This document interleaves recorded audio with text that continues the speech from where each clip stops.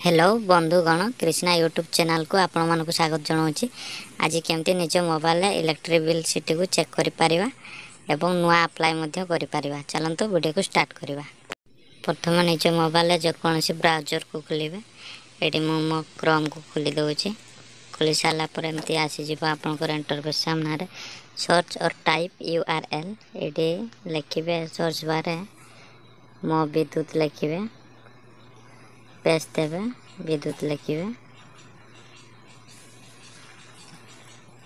विद्युत लिखि सारा तले देख गोटे ब्लू कलर मेंशन है तीर चिन्ह सेठारे जाई क्लिक करिवे।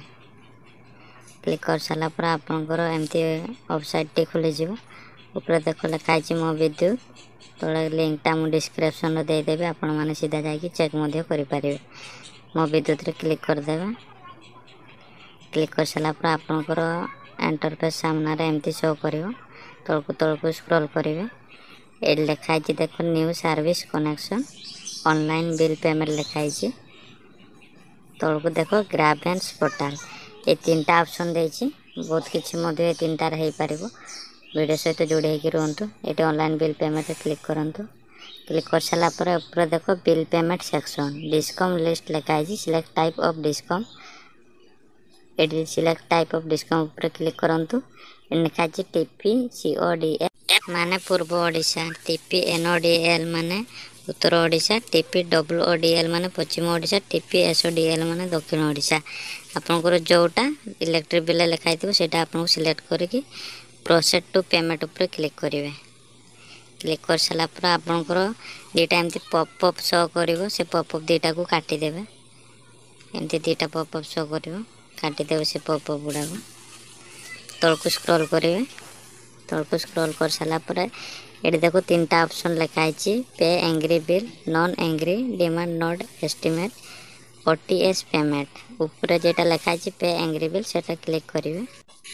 एमती शो करिवो। दिकोट दीटा पॉपअप अछि से दीटा पॉपअप को काटी देबे नले देखा जिवो ना ठीक से। एडी देखो लिखा है एससीएनओ सर्विस नंबर 12 डिजिट आपनकर कंज्यूमर नंबर टे दे देबे। एटी 12 डिजिट आपनकर 12 अंकर कंज्यूमर नंबर आपनकर इलेक्ट्रिक बिल कागज रे लिखा हितो से नंबर टे एटारे दे देबे। आपनकर दे साला पर साइट को स्क्रॉल करिवे। एटी आपनकर जो मोबाइल नंबर टा देथिबो कंज्यूमर कला बेले से मोबाइल नंबर टा दे देबे। आपनकर 10 डिजिट आपनकर मोबाइल नंबर टी दे देबे। एठारे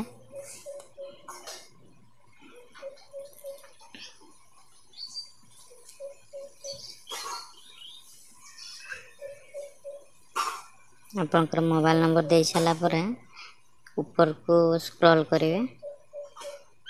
स्क्रॉल करिवे एटी पे नाउ लिखा है येलो कलर मेंशन है सेटा क्लिक करिवे।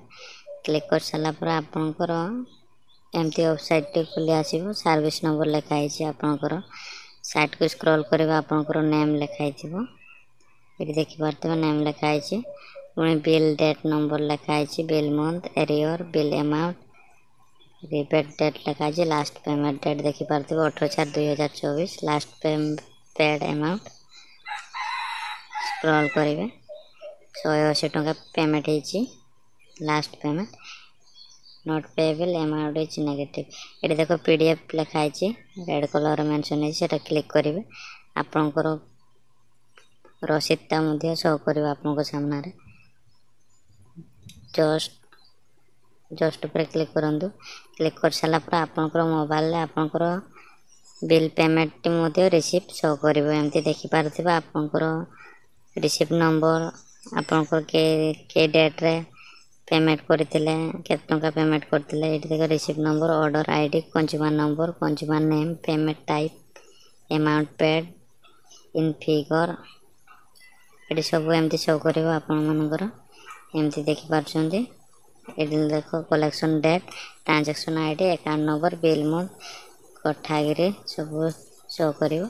यदि वीडियो भल लागे तो लाइक करिवो सब्सक्राइब करिवो कमेंट